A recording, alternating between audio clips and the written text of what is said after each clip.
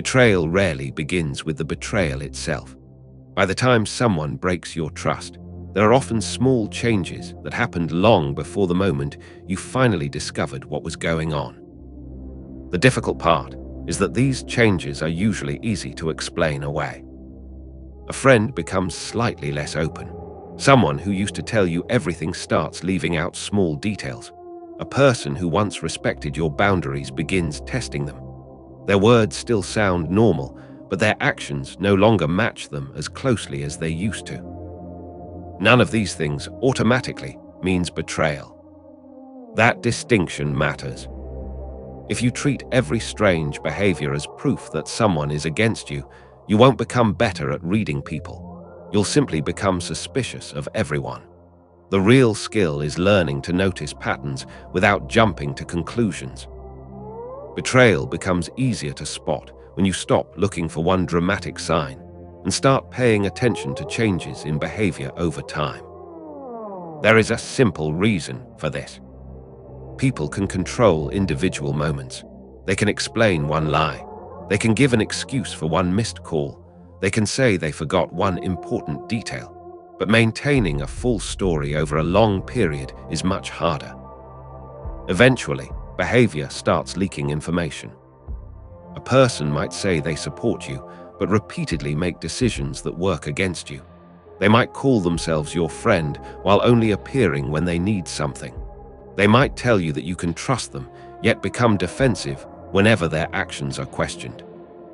The words sound reassuring. The pattern does not. This is where one of the oldest ideas about human behavior becomes useful. More than 500 years ago, Niccolo Machiavelli spent a great deal of time thinking about the difference between what people appear to be and what they actually do. His observations were shaped by politics and power, but the basic lesson reaches far beyond politics. When someone has a reason to hide their real intentions, their actions often become more useful than their promises. That doesn't mean you should assume everyone has bad intentions. It means you should learn to compare what someone says with what they repeatedly do. Think about a simple friendship. Two friends make plans together.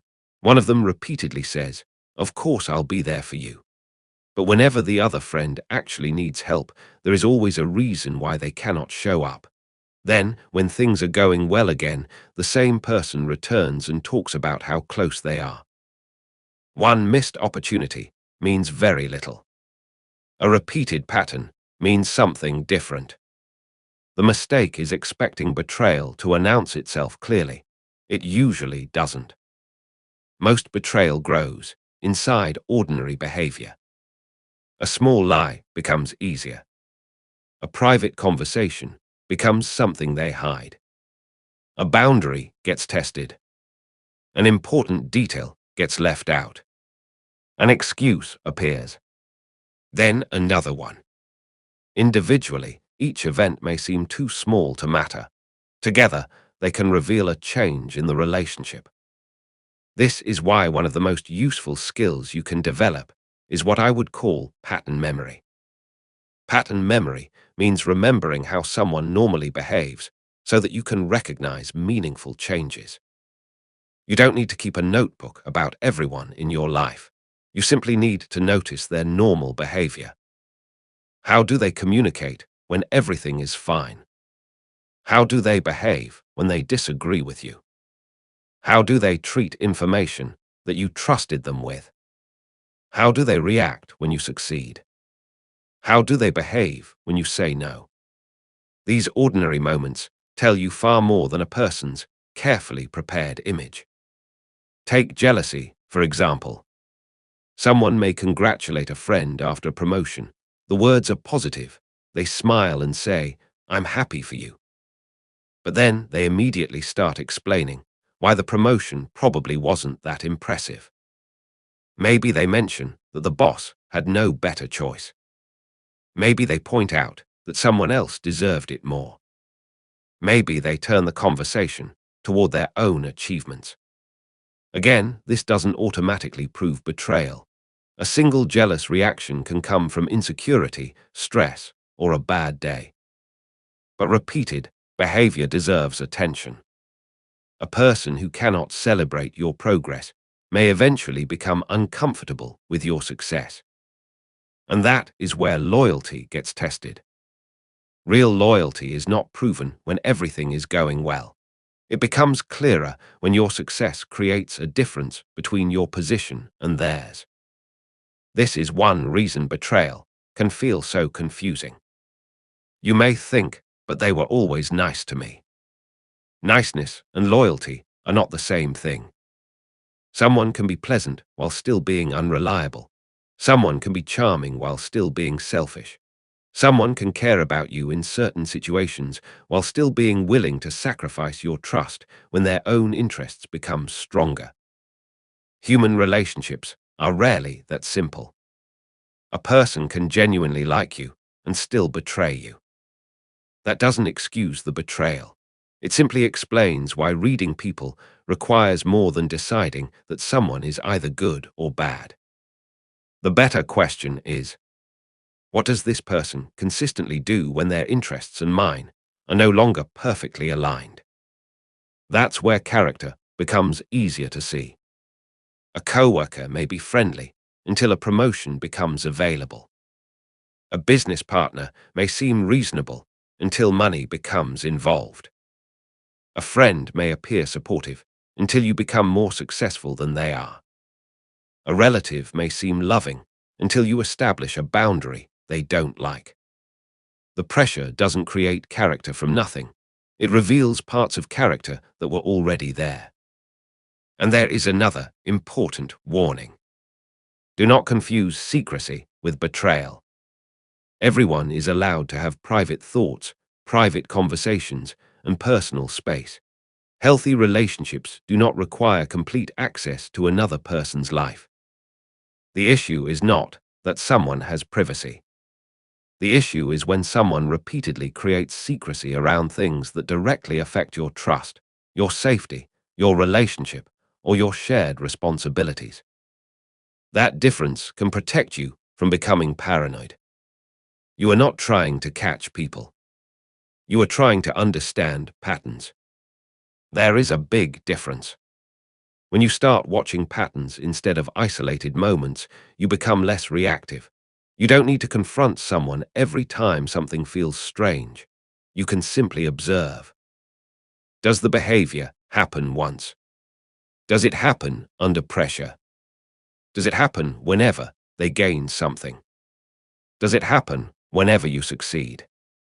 Does it happen after you set a boundary? Does their explanation match what actually happened? These questions give you something much more valuable than suspicion. They give you clarity. And clarity is often the first real defense against betrayal. Because the person who understands patterns does not need to wait until the final lie to realize something has changed. They notice the small shifts. They stay calm. They gather enough information to separate a mistake from a pattern. And when the evidence finally becomes clear, they don't have to argue with reality. They already saw it coming. One of the hardest things about recognizing betrayal is that trust can make you explain away behavior that you would immediately notice in someone else. When you care about someone, your mind naturally wants the relationship to remain safe. So when something doesn't fit, you often search for an explanation that protects the person you already believe in. Maybe they are stressed. Maybe they are busy. Maybe you misunderstood what happened. Maybe there is another side to the story. Sometimes those explanations are completely true. The problem begins when you keep finding a new explanation for the same kind of behavior. This is where paying attention to patterns becomes much more useful than trying to read someone's mind. You don't actually need to know what another person is thinking. You only need to notice what repeatedly happens when certain situations come up. Consider a friend who has always been open with you. Over time, they begin keeping certain things from you, but only when those things involve another person you both know. At first, you don't think much of it. Then you discover that they have been discussing something about you without telling you, and when you ask about it, they give you a vague answer. Later, something similar happens again. The important part isn't that they had one private conversation. They are allowed to have private conversations. The important part is that the relationship has developed a repeated pattern of withholding information while still expecting you to remain completely open with them. That imbalance is worth noticing. Healthy trust does not mean telling each other everything. It means that the level of honesty and respect between two people generally feels balanced. When one person keeps asking for openness while giving very little of it in return, the relationship can slowly become one-sided. This is also why boundaries are such a useful test of character. You can learn a surprising amount about someone simply by watching what happens when you tell them no. A person who respects you may be disappointed by your decision, but they can still accept it.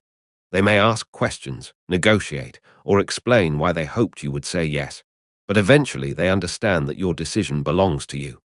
Someone who feels entitled to your access may react very differently.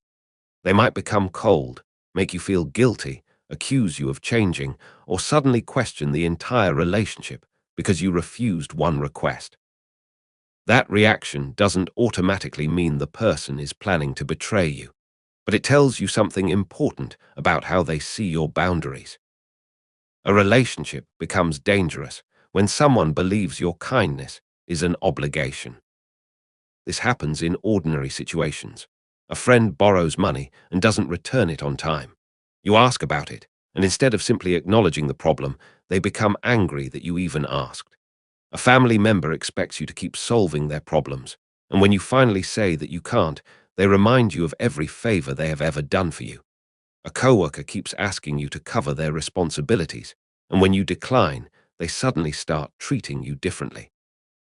The common pattern is not the specific situation. It is the reaction to your boundary. Someone who values the relationship can disagree with your boundary without trying to punish you for having one.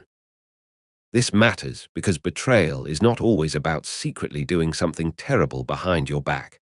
Sometimes it begins with a gradual change in how someone treats your rights, your time, your information, or your trust. The final betrayal may look sudden, but the relationship may have been moving in that direction for months. There is another pattern worth watching: the sudden change in what someone considers acceptable. A person may once criticize dishonesty, but later begin making excuses for their own lies.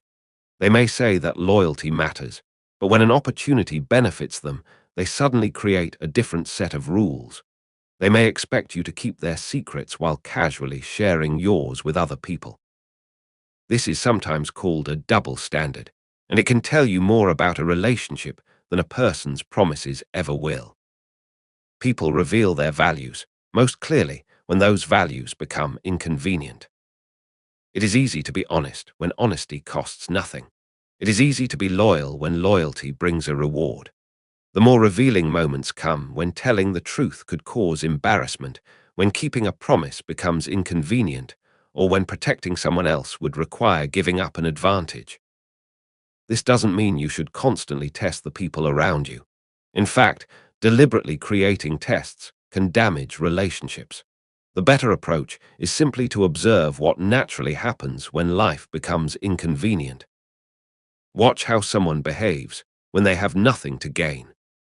Watch how they treat people who cannot help them. Watch how they speak about friends who are no longer in the room. Watch what happens when they make a mistake. And pay particular attention to what happens after they are caught doing something wrong. That last one is often overlooked. Everyone makes mistakes. Trustworthy people can lie, break promises, disappoint you, or handle a situation badly. A single mistake does not automatically define someone's character. What matters is what happens afterward. Do they acknowledge what happened? Do they take responsibility without turning the blame back toward you? Do they make an effort to repair the damage? Or do they spend all their energy explaining why you shouldn't be upset? There is a major difference between someone who makes a mistake and someone who builds a defense around the mistake. Imagine two employees accidentally send confidential information to the wrong person. The first immediately tells their manager, explains what happened, and helps fix the problem. The second tries to hide the mistake, deletes evidence, and only admits what happened after someone else discovers it. Both made an error. Their responses reveal something very different. Trust grows when people can face uncomfortable truth without needing to protect their image at any cost. That is why honesty is not simply about whether someone tells the truth. It is also about whether they can tolerate the consequences of telling the truth. Someone who always needs to look innocent may eventually become willing to hide information just to protect their reputation. And this brings us to one of the most useful things you can learn about betrayal. Pay attention to how someone handles information. Information creates power in relationships. When you tell someone something private, you are giving them knowledge they could potentially use against you. That doesn't mean you should become afraid of trusting anyone. It means trust should grow in proportion to how someone handles what you give them. A person who constantly shares other people's private business is showing you something. If they casually tell you what another friend told them in confidence, don't assume you will somehow become the exception. Their behavior is already giving you information about how they treat private knowledge. The same applies to gossip. Gossip isn't always malicious. People naturally talk about other people, but repeated gossip can reveal a person's relationship with confidentiality. Someone who enjoys collecting secrets and passing them around may eventually treat your private information as social currency. This is why oversharing with the wrong person can become a form of self-exposure. You may think you're building closeness because you're telling them things that matter to you, while they may simply be collecting information they can use later. The answer isn't to become closed off. It is to let trust develop gradually. Give someone a little information and watch what they do with it. Allow the relationship to develop through ordinary experiences. Over time, you will learn whether they protect what you share, respect what you don't share, and understand that your private life isn't entertainment for everyone else. Trust should be earned through repeated behavior, not demanded through emotional pressure. And there is an important reason for this. When you give someone complete trust before they have shown that they can handle it, you make yourself dependent on a promise instead of evidence. But when you allow trust to grow as someone's behavior proves itself, you are not being cold. You are simply letting reality participate in your decisions. The goal is not to become suspicious. The goal is to become observant enough that you no longer need to ignore obvious patterns just because you desperately want a relationship to work. That is a much healthier form of emotional intelligence. Because when betrayal eventually appears, the most painful part is often not what the person did. It is realizing how many things you noticed beforehand and convinced yourself didn't matter. The next step is learning how to separate genuine warning signs from normal changes in human behavior, because without that skill, observation can easily turn into suspicion. And those two things may look similar from the outside, but psychologically, they are very different. The danger of learning to spot betrayal is that you can become so focused on warning signs that every change starts to look suspicious. A friend takes longer to reply, and you wonder whether they are pulling away. Someone cancels plans, and you start questioning their loyalty. A partner wants more privacy, and suddenly you begin looking for evidence of something that may not even exist. That is not awareness. That is anxiety wearing the clothes of awareness. Real observation requires patience because human behavior changes for many reasons. People get tired, distracted, stressed, embarrassed, busy, insecure, or overwhelmed. Someone can behave differently for a week without their feelings toward you changing at all. If you treat every unusual moment as proof of betrayal, you will eventually damage relationships that were never actually in danger. The useful question is not, did this person behave differently? It is, what kind of change is happening? How long has it lasted? and what else is happening around it. That gives you a much clearer picture. For example, imagine a friend who suddenly becomes quiet. If they have also been dealing with problems at home, struggling at school, or working through a difficult period, their silence may have nothing to do with you. But if the change appears specifically whenever you receive good news, whenever someone praises you, or whenever another person becomes closer to you, the pattern deserves more attention. Context changes the meaning of behavior. This is one reason experienced observers rarely judge people from one event. They look at combinations. A single cancelled plan is normal. Constantly cancelling plans while still expecting you to make time for them is different.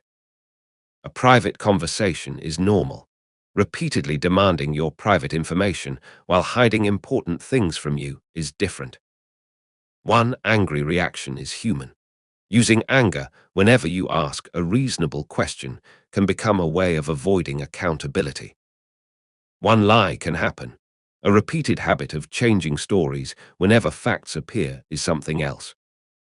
The difference is not always the size of the behavior, it is the pattern surrounding it. There is another clue that can be surprisingly useful: consistency across different situations. Someone may behave perfectly when you are alone together, but become disrespectful whenever other people are around.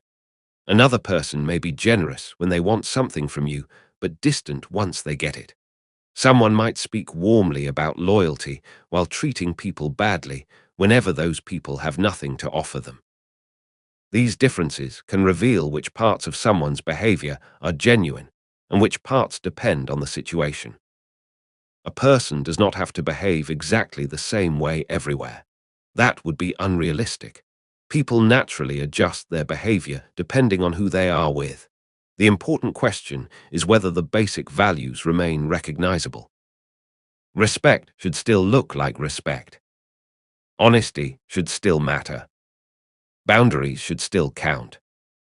If those principles disappear whenever the person thinks they can benefit from breaking them, you have learned something important.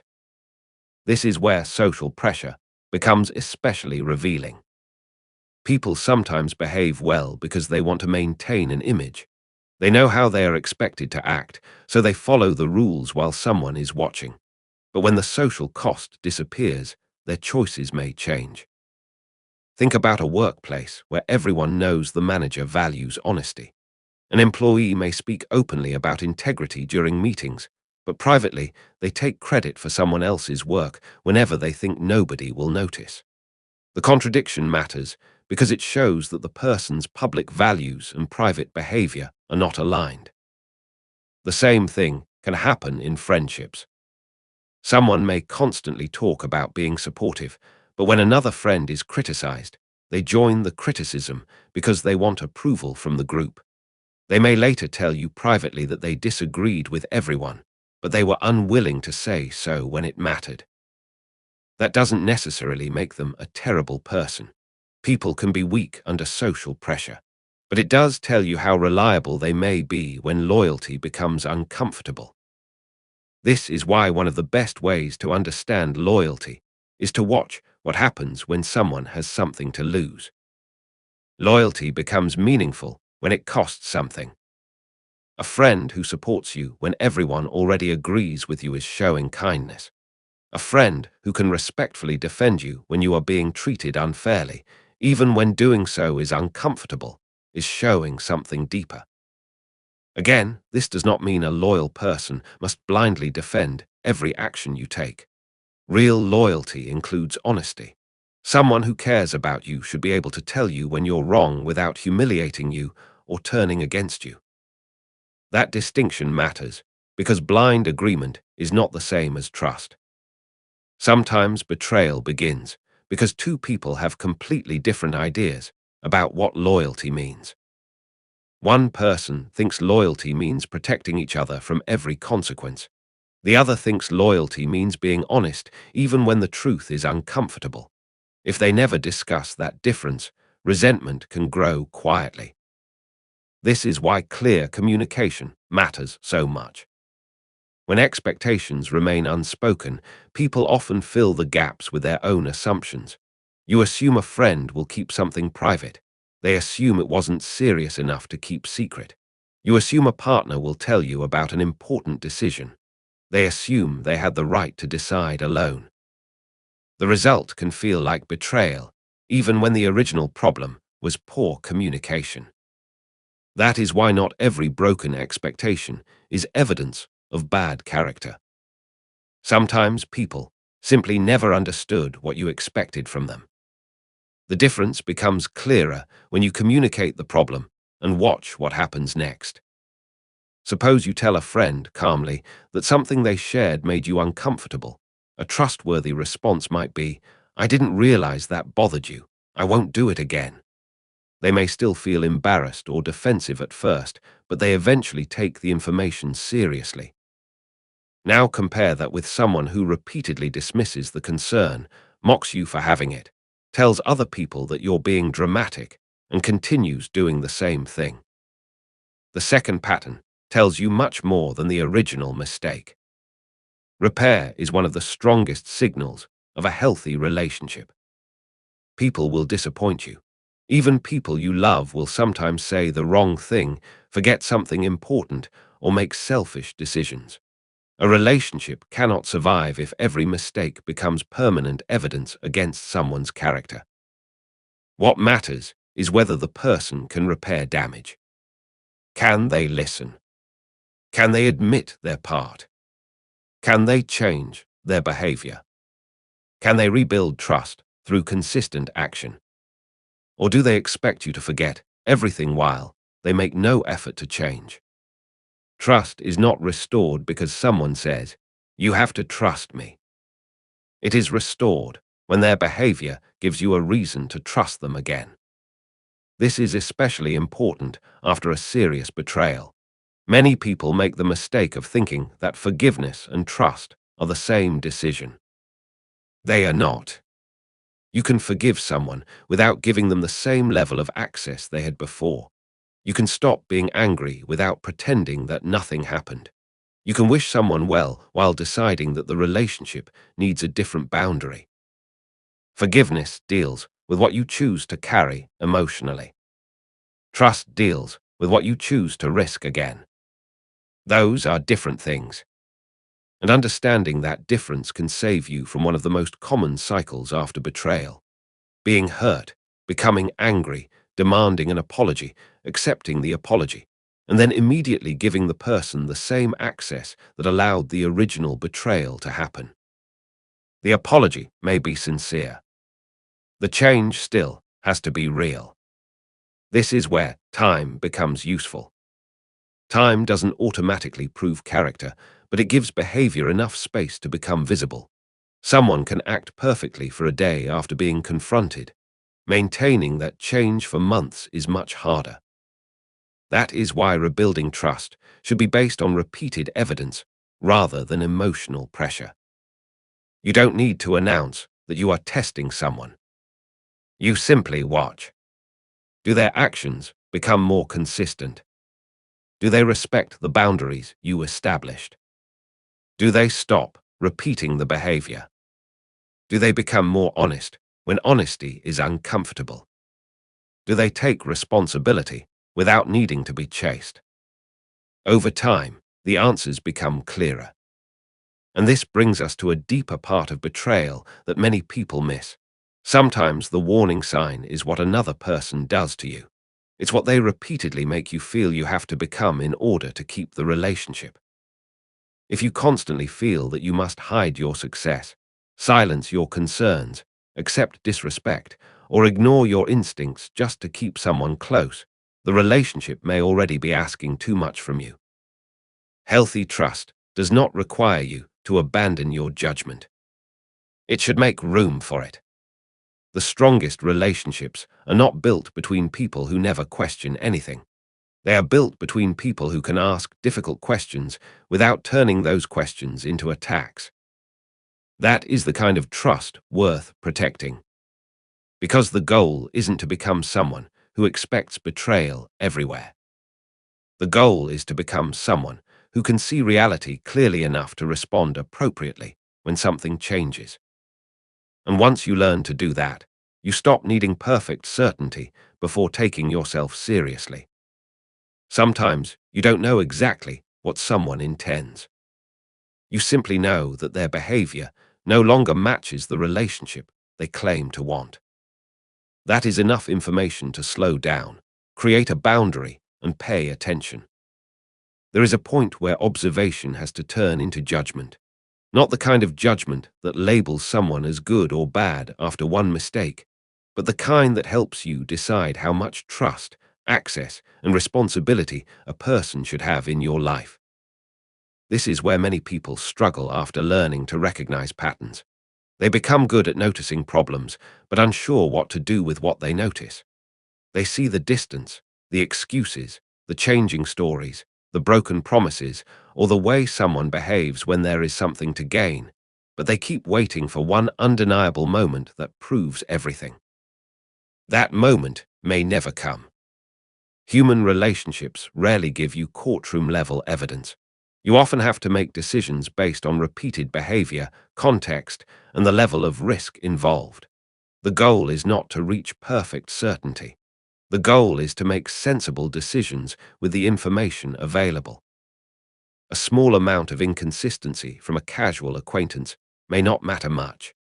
The same inconsistency from someone who handles your money, knows your private information, manages an important part of your business, or has a major role in your life deserves more attention.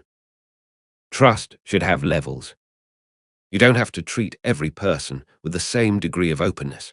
Someone can be a pleasant coworker without becoming a person you tell your deepest problems to. A new friend can be enjoyable company without immediately becoming your most trusted person. A business partner can be competent without automatically becoming someone who has access to every part of your personal life. This is not about being cold. It is about matching access to evidence. Think of trust as something that grows through repeated experiences. Every time someone handles your vulnerability well, keeps a promise, respects a boundary, or tells you the truth when lying would be easier, they give you another reason to trust them. The opposite is also true. When someone repeatedly misuses information, ignores boundaries, breaks promises, or changes their behavior whenever their interests are threatened, you have less reason to give them the same level of access. You don't need to hate them. You don't even need to confront them dramatically. Sometimes the smartest response to a pattern is simply to adjust your expectations. This is particularly important because betrayal often becomes more damaging when someone has been given more access than their behavior has earned. A person who knows everything about your private life can hurt you in ways that a casual acquaintance cannot. Someone who controls your money can create more damage than someone who simply disappoints you. A business partner who cannot handle small responsibilities should not be given larger ones just because you hope they will eventually become reliable. The size of the trust should match the cost of losing it. That principle can change the way you build relationships. Instead of asking, "Do I trust this person completely?" ask, "What have they shown me that they can be trusted with?" That question is much more practical. Maybe they have shown they can keep a small confidence. Maybe they have shown they are reliable with commitments. Maybe they have shown they can disagree without becoming disrespectful. Maybe they have shown they can admit when they are wrong. Trust can grow one piece at a time. This also protects you from another common mistake, confusing familiarity with character. Knowing someone for 10 years does not automatically mean you know how they will behave when their interests change. Time gives you more opportunities to observe someone, but time alone does not guarantee trustworthiness. There are people who have known each other for decades and still do not understand each other very well. There are also relationships that become unhealthy simply because both people keep repeating the same pattern and calling it history. The phrase, "I've known them forever," can become a reason for ignoring behavior that you would never accept from a new person. History matters, but it should not erase evidence. A person can have been good to you for years and still make a serious choice that damages the relationship. Acknowledging that doesn't mean the entire history was fake. It means people are capable of change, and sometimes that change is not in a direction you can safely follow. This is one reason betrayal can feel like grief. You are not only losing trust in a person, you may also be losing the version of the relationship you believed you had. You may replay old conversations and wonder whether you misunderstood them. You may question whether the good moments were genuine. You may even start doubting your own ability to judge people. That last part can be especially dangerous. Someone else's betrayal does not automatically mean your judgment is worthless. Sometimes you trusted the wrong person because they deliberately hid information. Sometimes you ignored a pattern because you were emotionally attached. Sometimes there genuinely wasn't enough information to know what was coming. You don't need to punish yourself for not knowing what you could not have known. Instead, ask what the experience can teach you about your future decisions. Perhaps you need to slow down before giving people access to sensitive information. Perhaps you need to stop confusing intense closeness with genuine trust. Perhaps you need to become more comfortable saying no.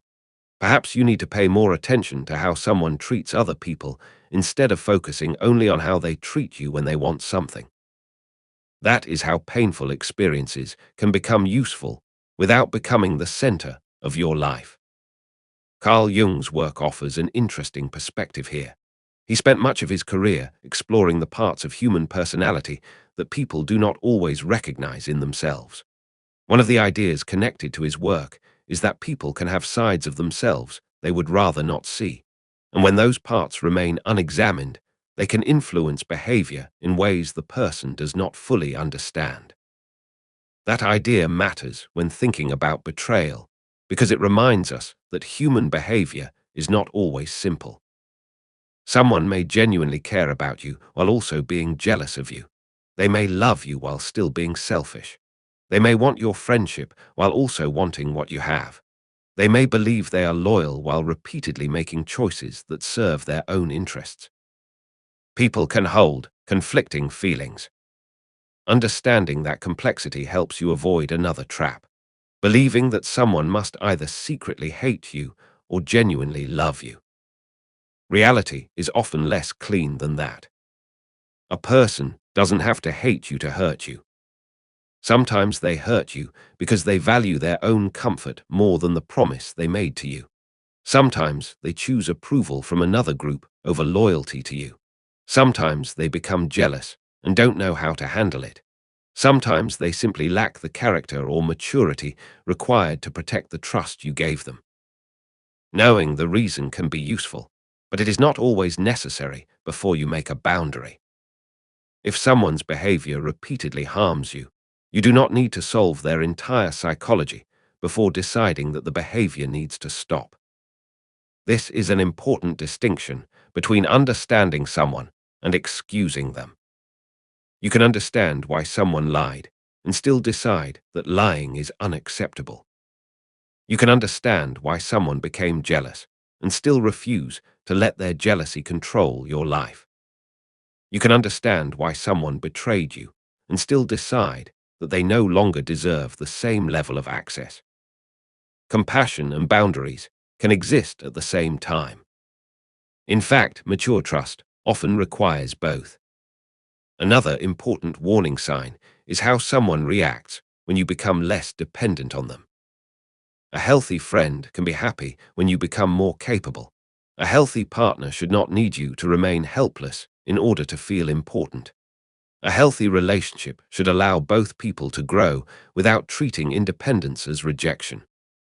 But some relationships become unstable when one person no longer needs the other in the same way. A friend may become distant after you make new friends. A relative may become resentful when you start making your own decisions. A colleague may suddenly compete with you after you begin receiving recognition. The change may have nothing to do with hatred. It may come from insecurity. But insecurity can still create harmful behavior. This is why you should pay attention not only to how people respond to your pain, but also to how they respond to your growth. Some people are comfortable supporting you when you are struggling because your struggle makes them feel needed. The real test comes when you become stronger, more independent, more confident, or more successful. Can they still celebrate you without turning your progress into a competition? Can they remain close without needing to control you? Can they respect your new boundaries without treating your growth as betrayal? Those questions reveal a lot. And there is one final principle to carry forward. Never let the fear of being betrayed turn you into someone who is incapable of trusting.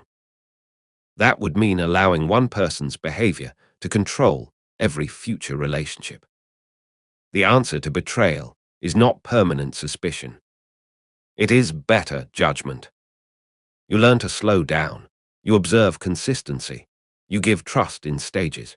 You pay attention to how people handle boundaries, responsibility, private information, disagreement, success, and mistakes.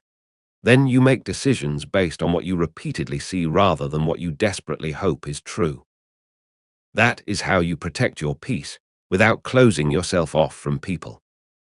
And once you understand that, betrayal becomes less mysterious. You cannot control whether another person chooses to be loyal. But you can control how quickly you give them access, how carefully you interpret patterns, and how willing you are to act when someone's behavior repeatedly tells you that the relationship has changed. That is the real skill. Not predicting every betrayal. Learning to see clearly enough that you don't have to ignore yourself when the evidence finally appears.